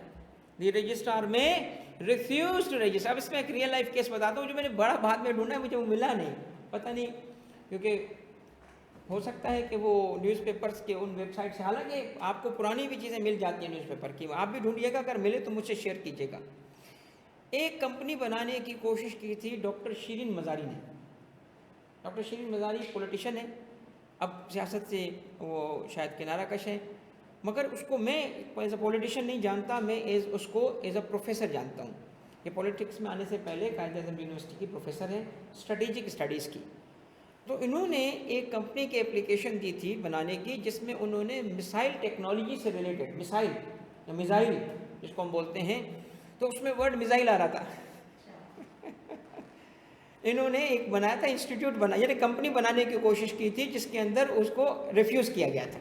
और ये न्यूज़पेपर में आया था कि the SECP has refuse to register the company of doctor Shireen Mazari because of ये डिफेक्ट। वो मुझे न्यूज़ मिल नहीं रही इंटरनेट में, बड़ी ढूंढी मैंने, क्योंकि उनकी पॉलिटिशियन बनने के बाद इतनी न्यूज़ आई हैं कि वो उन्हीं को दिखा रहा होता, हम ढूंढ नहीं पाते। तो मैं बहरहाल ढूंढूंगा, मुझे मिली तो मैं आपसे शेयर करूंगा। The registrar refuse to form the company because of the name, कि ये नेम आप यूज़ नहीं कर सकते, ये नेम स्टेट यूज़, हाँ अगर गवर्नमेंट ऑफ पाकिस्तान उस नाम से कंपनी बनाना चाहेगी बना सकती है, क्योंकि ये रिजर्व्ड फॉर द स्टेट है। प्रेसिडेंट का नाम कौन यूज़ कर सकते हैं, प्राइम मिनिस्टर का नाम कौन यूज़ कर सकते हैं, सूबों का नाम कौन यूज़ कर सकता है, नहीं कर सकते, क्योंकि इसमें आपको इंप्रेशन क्या पड़ेगा, आप अब आपको एक बात हो, अक्सर आम लोग ना फ्रॉड में धोखा क्यों खाते हैं? नीचे लिखा होता है, नीचे वो इतने चालाक होते हैं, फ्रॉडी बनाते कंपनी है, आम सादा कंपनी होती है, नीचे क्या लिखा होता है? नीचे लिखा होता है authorised by Securities and Commission of Pakistan. वो तो भाई हर कंपनी अथराइज होती है। तो इंप्रेशन क्या क्रिएट करते हैं, हमारी ये जो स्कीम है एज इफ के गवर्नमेंट ऑफ पाकिस्तान, लिखते ऐसे हैं। मैं बहुत ये मुझे कहाँ से पता चलता है? एफआई से। एफआई में मेरे दोस्त है ना, वो अक्सर फाइनेंशियल क्राइम में मुझसे वो मुझसे ओपिनियन लेते हैं ना, हेल्प के यार ये टैक्स एक्सपर्ट है हमें, तो मुझे पूछते हैं यार इस किस्म की आप क्या टैक्स लॉ में क्या है, कंपनी लॉ में क्या है। अक्सर उनको कंपनी लॉ नहीं आता, तो उधर वो मैंने जब उनको करता हूँ ना, तो मुझे पता चलता है कि वो फ्रॉडिया क्या करते हैं, फ्रॉड स्कीम बनाते हैं, नीचे लिखते हैं authorised by government of Pakistan, approved by government of Pakistan, आगे लिखा होता है एसीसीपी। तो हर कंपनी तो ऐसे ही तो है, कंपनी बनती क्या है? Authorised by the government of Pakistan. तो लोगों को इंप्रेशन क्या होता है, ये स्कीम गवर्नमेंट की है, ये स्कीम तो सेफ है, और वो पैसे लगाते हैं, भाग जाते हैं लोग। एसीसीपी इसलिए डिसोन करता है, अक्सर आए दिन एसीसीपी की स्टेटमेंट्स आते हैं, ये स्कीम को हम नहीं अथराइज कर रहे हैं, इससे दूर रहना, ये करना, पोंजी स्कीम, ये डबल शाह ट्रिपल शाह, इस किस्म के लोग होते हैं ना। तो कंपनी को मिसयूज भी किया जाता है इस वजह से, तो रिफ्यूज कर देंगे वो, जहां उनको शक पड़ेगा ना कि गवर्नमेंट लग रही है, वो रिफ्यूज कर देंगे। जहां मजहबी या इमोशंस इन्वॉल्व हो, रिफ्यूज कर देंगे। ठीक है, एक मौलवी उठे और के कंपनी बनाए किसी माइनॉरिटी के लिए, और उसमें लफ्ज़ इस्तेमाल करे नफरत वाला, नहीं रजिस्टर होगा कि यार तुम तो आग लगा रहे हो भाई, इस किस्म की कंपनी बनाएंगे। तो इसीलिए मुझे शक था कि बिस्मिल्लाह नाम की कंपनी नहीं होगी। अच्छा, मैंने पूछा किसी वक्त, ये बिस्मिल्लाह क्यों रजिस्टर किया आप लोगों ने? पता क्या बोले? कहते बिस्मिल्लाह नाम होता है हमारे मुल्क में। कहता ये बिस्मिल्लाह नाम है, लोग रियल बिस्मिल्लाह आ गए तो हम क्या करें? हमने तो उनको रजिस्टर किया है बिस्मिल्लाह भाई को। इसका मतलब क्या है, कोई नाम रखना हो तो बच्चे का नाम वो रखना पहले, ठीक है? मेरे बेटे का नाम है, ठीक है, अब मैं क्या करूं, मुझे रजिस्टर करो कंपनी को। एनीवे, अच्छा, फिर अगर वो रिफ्यूज कर दे, subscribers of the memorandum or any one of them, या तो सारे या ऑथराइज्ड बाय द राइटिंग, 5 लोग थे उसमें से सारे या एक जिसको ऑथराइज कर दें, अपील फाइल करेंगे कमीशन के पास, और 30 डेज के within 30 days of the order of refusal. अब रजिस्ट्रार, इसको जो कमीशन के अंदर, इस इदारे के अंदर एक ऑफिशियल है रजिस्ट्रार, हम उसके पास गए थे, उसने रिफ्यूज कर दिया। अब मैं किसके पास जा रहा हूँ? कमीशन के पास। कमीशन का मतलब यहाँ क्या है? एसीसीपी तो है, बट एसीसीपी धारा भी तो है, उसी में तो रजिस्ट्रार था। द वर्ड कमीशन जब भी बोला जाएगा ना लॉ में, तो उसका मतलब ये होगा,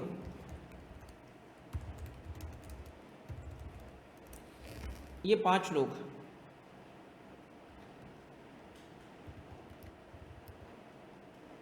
यार इस सिस्टम से ना मैं लिमिटेशन हटवा दूंगा क्योंकि मुझे ज़रूरत पड़ रही है चीज़ें दिखाने की। अब कमिश्नर्स, एसीसीपी के कमिश्नर्स, जिसमें एक उसका ये आकिफ सईद साहब जो हैं, ये जैसे एग्जांपल आ रही इसकी वेरियस डिविजन्स में, तो एक होता है आपका एसीसीपी का चेयरमैन, और उसके बाद होते हैं कमिश्नर्स, कमिश्नर, वेरियस डिविजन्स होती है उसको कमिश्नर। तो 5 लोग जो हेड करते हैं, जिसको हम कंपनी होती है तो क्या बोलते हैं, बोर्ड ऑफ डायरेक्टर्स, तो ऐसे ही वो 5 लोग मिलके फैसला करते हैं, उसको कहते हैं कमीशन। तो commission is organisation, commission is organisation, और commission is decision making body, अलग अलग है।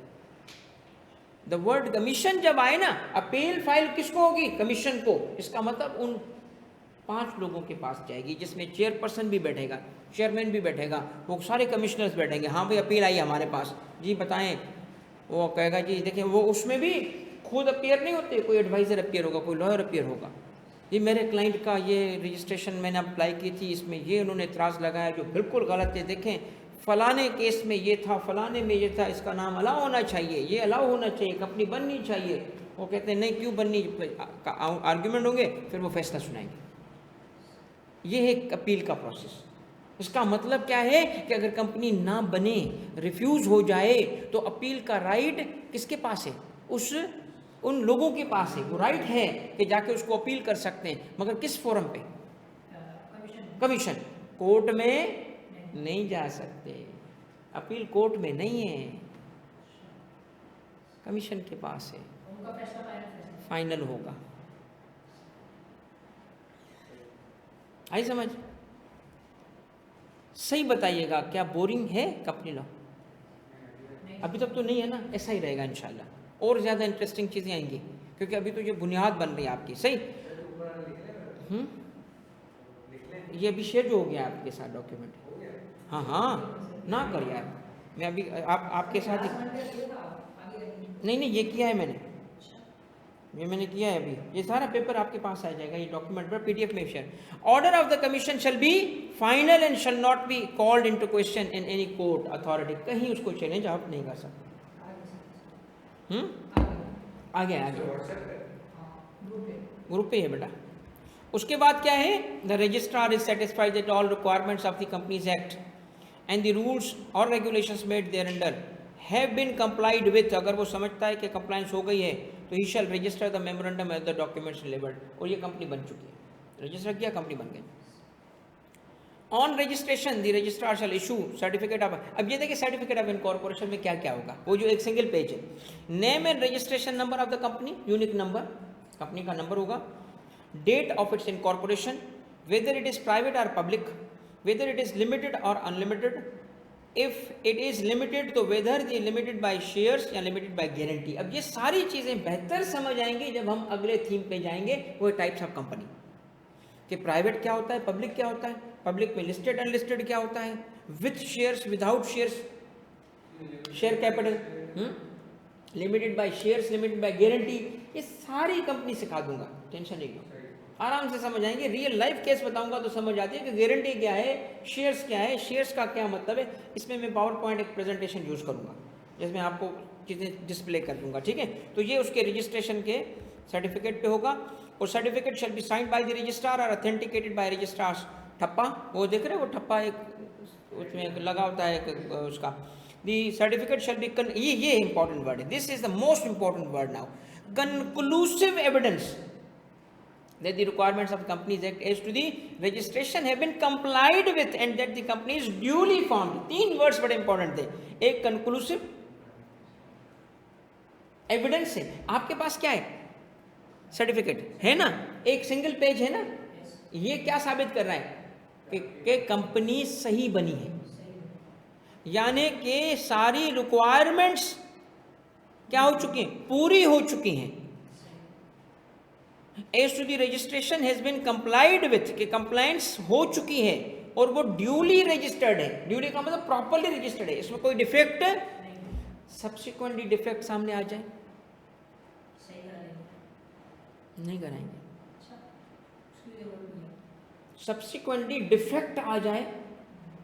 अब इसकी बातें, अगली दो बातें सुनना, ना सिर्फ ये कि कोई डिफेक्ट कितना बड़ा ही क्यों ना हो उसके इनकॉर्पोरेशन प्रोसेस में, रजिस्ट्रेशन प्रोसेस में, और प्रोसेसेस में नहीं, रजिस्ट्रेशन के प्रोसेस की बात हो रही है कि सही बनी है, सही कर रही है कि नहीं कर रही, काम अलग बात है। वही कंपनी एक फैक्ट्री लगा के धुआं छोड़े, केमिकल निकाले, लोग मर जाएं, उसको जेलों में डालेंगे उनके डायरेक्टर्स को।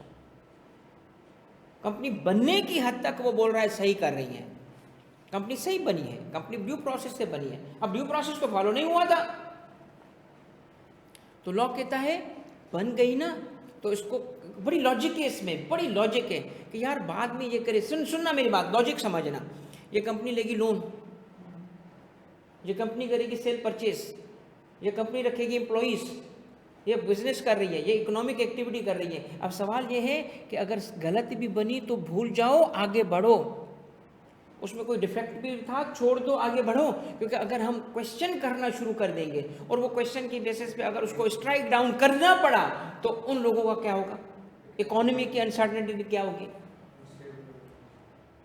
इसीलिए कंपनी के बनने को क्वेश्चन मार्क नहीं डाला, क्वेश्चन करने की इजाजत ही नहीं दी। कोई कोर्ट ऑफ लॉ में जाके इसको नहीं रिफ्यूज कर सकता, यानी केस ही नहीं हो सकता। यूएस में हो सकता है, यूएस में बहुत सारी कंपनियों पे केस होकर ख़त्म कराया गया उनको, मगर हमारी ट्रेडिशन में नहीं है, यूके में नहीं है, पाकिस्तान में नहीं है, कनाडा में नहीं है, ये सब को मैंने देखा है, इंडिया में भी नहीं है।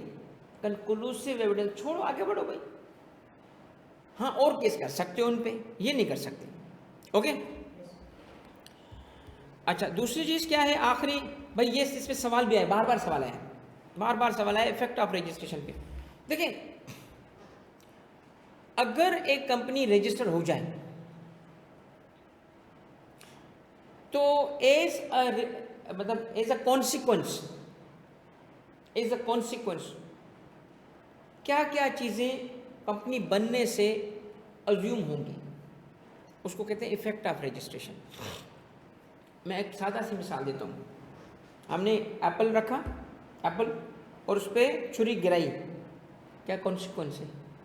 कट जाएगा, कट जाएगा ना, ये कॉन्सिक्वेंस है ना, एक्शन का कॉन्सिक्वेंस है। कंपनी बनने से क्या होगा, ये बात है। कंपनी बनने से क्या होगा, क्या कॉन्सिक्वेंसेस होंगे, इन अदर वर्ड्स क्या इफेक्ट निकलेंगे, क्या नतीजे बरामद होंगे, क्या कंपनी को राइट्स मिलेंगे, ये चीज़ें देखनी पड़ेंगी हमें।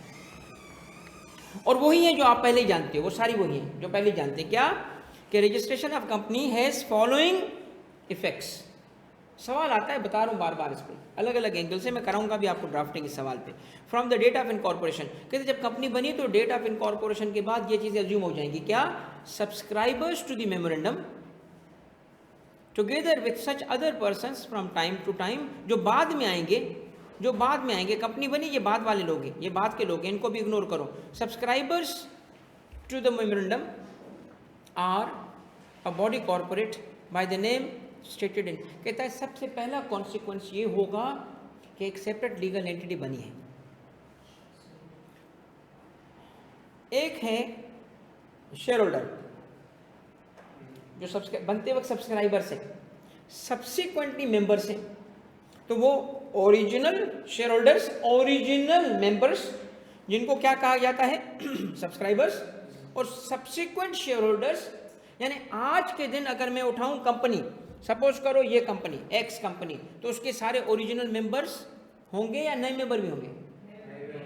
ऐसी भी तो कंपनियां हैं ना जिनके ओरिजिनल मेंबर मर चुके हैं सारे, 200 साल पुरानी कंपनियां। तो फिर क्या है, इसका मतलब जो उस वक्त के मेंबर्स होंगे, उस वक्त के, उसमें ओरिजिनल भी हो सकते हैं, उसमें सब्सिक्वेंट भी होंगे, वो सारे उस पॉइंट के मेंबर मिलके क्या हो चुके हैं? सेपरेट लीगल एंटिटी हो चुके हैं। ये कहाँ लिखा है separate legal entity? Separate legal entity का कॉन्सेप्ट अदर वर्ड्स में कहलाता है body corporate. Now what is the meaning of body corporate? Body corporate means a separate legal entity. Artificial person, ये अगली क्लास में बताऊंगा। बॉडी कॉर्पोरेट की definition भी कोर्स में है। अब सुनिएगा मेरा जुमला सुनिएगा। बॉडी कॉर्पोरेट एक वाइडर टर्म है, वो समझाने के लिए मुझे थोड़े से 10-15 मिनट लगेंगे, आज नहीं कवर करूंगा उसको। एक दफ़ा मैंने एक लेक्चर दिया था इसमें ICMA में, तो उन्होंने इनवाइट किया था, तो उसमें मुझे ये टर्म मैंने जब एक्सप्लेन किया बॉडी कॉर्पोरेट को, तो उनके काउंसिल मेंबर आए, जब लेक्चर ख़त्म हुआ, कहते हैं सर तुनियो साहब पहली दफ़ा हमें बॉडी कॉर्पोरेट समझ आया है। कहते हमने आज, कहते हम काउंसिल मेंबर, हमें ये नहीं पता था बॉडी कॉर्पोरेट ये चीज़ है। वो हम अपने हिसाब से समझ के बैठे थे, आपको ये कहाँ से चीज़ें मिली? मैं कहा जी मैं रिसर्चर हूँ, चीज़ें ढूंढता हूँ। तो know what is body corporate? आज के लिए इतना सुन लो कि बॉडी कॉर्पोरेट की मीनिंग है separate legal entity, which means सुनना, every company is a body corporate. Every company is a, but every body corporate is not a company. ये समझाऊंगा तो समझ आएगी ना, ये बात की बात है। थोड़ा बॉडी कॉर्पोरेट समझाऊंगा, बहुत क्लियर हो जाएगा आपके लिए, बहुत क्लैरिटी से चीज़ समझ आएंगी। तो ICAP is a body corporate as well. ICAP मगर it is not a company. तो कॉन्सेप्ट समझाने दो मुझे, बाद में आऊँगा, अगली क्लास का सब्जेक्ट है, आज का नहीं, आज कन्फ्यूजन क्रिएट हो जाएगा। मगर every company is a body corporate, ये जहाँ हमने लिखा है। इसका मतलब पहला कॉन्सिक्वेंस क्या निकला? The moment company is formed from the date of the registration, वो लोग क्या बन चुके हैं? वो लोग चाहे ओरिजिनल सब्सक्राइबर हो चाहे सब्सिक्वेंट शेयर होल्डर हो, क्या बन चुके हैं? वो बन चुके हैं बॉडी कॉर्पोरेट। किस नाम से? जो मेमोरेंडम, मौलवी मालूम माइक इनकॉर्पोरेशन सर्टिफिकेट में लिखा होगा। अब तो सर्टिफिकेट मिल चुका है ना। पहला कॉन्सिक्वेंस समझ आ गया। सेकंड, द बॉडी कॉर्पोरेट क्या है? वो जो बॉडी कॉर्पोरेट बनी, अब उसके राइट्स क्या होंगे? Is capable of exercising all the functions of company. तो कंपनीज एक्ट में जहां जहां कंपनी को लिखा है ये कर सकती है, ये कर सकती है, सारे राइट्स उसको मिल जाएंगे। इनकॉर्पोरेट होने के बाद बॉडी कॉर्पोरेट को सारे राइट्स मिल जाएंगे जो कंपनी के लिए दिए गए हैं। अब वो कौन से राइट्स हैं, कौन से राइट्स हैं? One of them is mentioned, perpetual succession. ये परपेचुअल सक्सेशन क्या है? वो मैंने जो मिसाल दी थी कि सेकेंड वर्ल्ड वॉर में एक लंदन में एजीएम चल रहा था और ऊपर बम गिर गया, सारे मेंबर मर गए, तो फिर भी कंपनी जिंदा थी क्योंकि उनके बच्चे, उनको शेयर्स मिल गए इनहेरिटेंस में, अब वो बन गए नए मेंबर। तो कंटिन्यूअस लाइफ को कहते हैं perpetual succession. Perpetual continuous, company मरती ही नहीं है सिवाय उस वक्त जब तक वो उसको मारे जिसने उसको बनाया था। तो कल मैंने पूछा था आपको, किसने बनाया उसको? लॉ ने। तो मारेगा कौन? लॉ। हम नहीं मार सकते। मैं चाहूँ कंपनी बंद करना नहीं कर सकता, मैं भी जाऊंगा लॉ के पास, बंद करो, फिर वो बंद करें तो बंद होगी, यानी वाइंडिंग अप प्रोसेस। तो वाइंडिंग अप के 3 मेथड्स हैं जो कोर्स में अब नहीं है, चैप्टर हटा दिया उन्होंने। पढ़ना चाहिए वाइंडिंग अप, फाइनल में पढ़ लेना, बाय कोड बाय जो भी है, चलो तो वो बंद करेंगे, हम नहीं करेंगे। ओके। परपेचुअल सक्सेशन का क्या मतलब है? Continuous life. उसके बाद क्या है? Status and registered office of the company are stated. Status का क्या मतलब है? यहाँ कंपनी क्या है? Limited by shares, limited by guarantee. Registered office are stated and in connection with the application of the, कहते हैं अब आपकी कंपनी बन गई ना, तो एज ए रिजल्ट उसका रजिस्टर्ड ऑफिस कौन सा माना जाएगा? स्टेटस कौन सा माना जाएगा? जो बताया गया होगा एप्लीकेशन फॉर रजिस्ट्रेशन में, उसको मान लिया जाएगा यही उसका स्टेटस है, यही उसका रजिस्टर्ड ऑफिस है। In case of company having share capital subscriber to the memorandum क्या बन जाएंगे? होल्डर ऑफ, नहीं शेयर्स नहीं, कौन से? Initial shares. अलग से शेयर इशुएंस का प्रोसेस नहीं होगा। अब आप शेयर होल्डर बन चुके हो, मुबारक हो वाली बात है ना, मुबारक हो भाई, कंपनी बन चुकी है, मुबारक हो। तो क्या मतलब है? वो ही सब्सक्राइबर अब क्या बन चुके हैं? कोई अलग से प्रोसेस इशुएंस का, अलॉटमेंट का, सब्सक्रिप्शन का नहीं होगा, वही प्रोसेस था साइन करना। अब आप शेयर होल्डर नए लाओगे, प्रोसेस फॉलो करोगे। ये सारे कॉन्सिक्वेंस से कंपनी बनने के। शेयर कैपिटल कितना होगा वो तो बताया हुआ है, उसको छोड़ो। जो आपने शेयर लिए थे वो आपको मिल गए, आपने जितने, तो इसका मतलब क्या है? जो कंपनी बनाता है ना बहुत स्ट्रांग पोजीशन में होता है, जितने शायद शेयर्स ले ले। हाँ ठीक है। और persons named in the articles और प्रपोज डायरेक्टर्स, ये वो जो उसमें आर्टिकल्स में लिखे होते हैं ना पर्सन्स, उन्हीं को डायरेक्टर मान लिया जाता है। ठीक है, क्लियर? चले भाई यहाँ पे हम स्टॉप करते हैं। नेक्स्ट क्लास में क्या करेंगे? थीम 3 हमारी आखिरी थीम कंप्लीट हो गई है। अब थोड़ा सा एक एरिया और कवर करूंगा, फिर इस चैप्टर को रोक के एक और चैप्टर पे चला जाऊंगा क्योंकि वो कनेक्टेड है, फिर मैं वापस आऊंगा इस चैप्टर पे। पहले चैप्टर को 100% कवर करना सबसे बड़ी बेवकूफ़ी है। सबसे बड़ी बेवकूफ़ी ये है कि उसमें से सारे रास्ते निकलते हैं, आप सारे रास्तों में थोड़ी जा सकते हो। तो एक रास्ता मैंने पहले अंडरस्टैंडिंग डेवलप की है, एक रास्ता बना के उसमें घुस जाऊंगा, कंप्लीट करके वापस आऊंगा। सेट है भाई? ऑनलाइन ठीक है बेटा, थैंक यू वेरी मच, जज़ाकल्लाह, अल्लाह हाफिज़।